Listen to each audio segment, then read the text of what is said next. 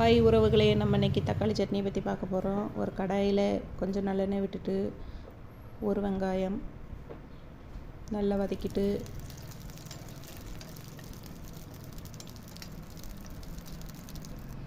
ஒரு ஸ்பூன் இஞ்சி பூண்டு பேஸ்ட்டு பச்சை வாசனை போகிற வரைக்கும் நல்லா வறுத்துட்டு 3 தக்காளி சட்னி அப்படிங்கிறதுனால தக்காளி கொஞ்சம் அதிகம்.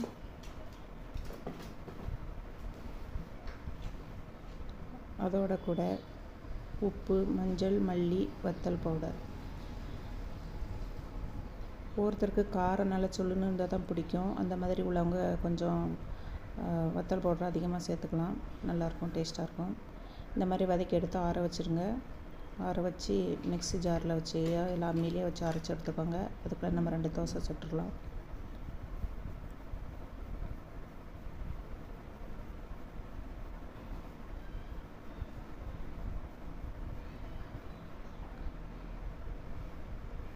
தக்காளி கலவையை அரைச்சி எடுத்து தாளித்து கொட்டியாச்சு, முடிஞ்சுது.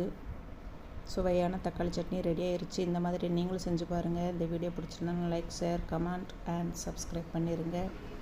தேங்க்யூ ஸோ மச் மக்களே.